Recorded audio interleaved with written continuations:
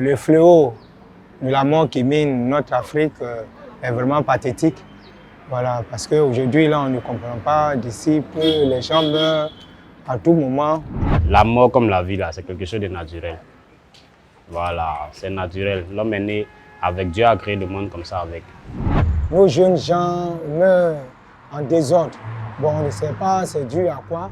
Nous ne sommes pas à l'abri, ce n'est pas des morts naturelles. Par contre, quand c'est naturel, quand ça vient de Dieu, c'est encore plus apaisé. Mais quand ce n'est pas de Dieu, on voit que c'est un peu difficile à comprendre. Voilà, donc ce n'est pas des morts naturelles, c'est des morts qui sont réellement causés par d'autres phénomènes ou bien par des esprits là. Tu montes un peu l'esprit des gens. On ne peut pas mourir naturellement comme ça. Il faudra que quelque chose puisse te choquer pour que tu puisses aller te suicider.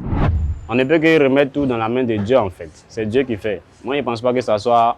Et même si on veut parler d'esprit, qui a créé les esprits? C'est Dieu. Voilà, et puis tous les esprits sont au service de Dieu en fait. Moi, je pense bien qu'il y a des causes mystiques. Parce qu'on ne peut pas comprendre que des enfants vont signer des pactes avec le diable. Et quand le moment convenu, le diable ne fait rien cadeau. Hein. Quand il signe ton pacte, en échange, il prend ta vie. Tout ce qu'on peut faire, bon, s'il y a des questions qu'on se pose, si ce sont des esprits maléfiques ou tout, on ne peut que demander à Dieu pardon si on a péché quelque part, ou si, bon, si on a commis des erreurs à quelque part, que peut-être qu'il est fâché contre nous. Voilà, c'est à Dieu qu'on peut remettre tout et puis lui demander pardon. On doit conscientiser la jeunesse à s'approcher plus du Christ, à donner leur vie à Dieu, afin que tous ces morts, ces fléaux prennent fin. C'est ça.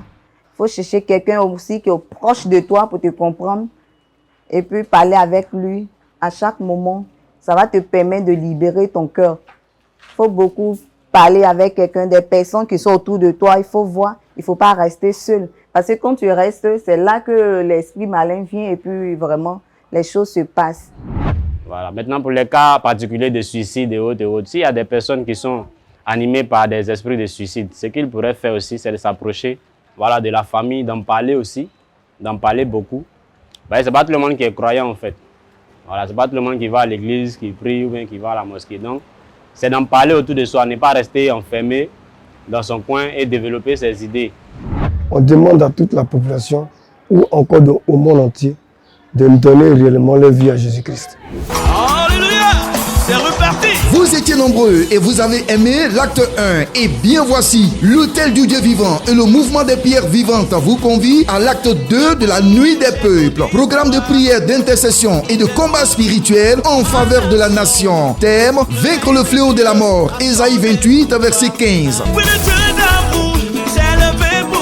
Date et lieu, ce vendredi 6 septembre de 21h à l'aube à l'Autel du Dieu vivant situé à Angre Nouveau-Chu, route Gyorogobité face à la centrale CIE. Population ivoirienne, Église de Côte d'Ivoire, ne ratez pas cette grande veillée de prière et de délivrance. Le rendez-vous de la vie car Jésus-Christ de Nazareth nous a équipés pour dominer sur la mort par la puissance de la croix. Orateur, conseiller Soumayadi et Dr Bongue Kessé Joachim, sacrificateur de l'Éternel. Infoline 01 02 18 28 18 07 08 48 56 58. Entrée libre, paix et vie.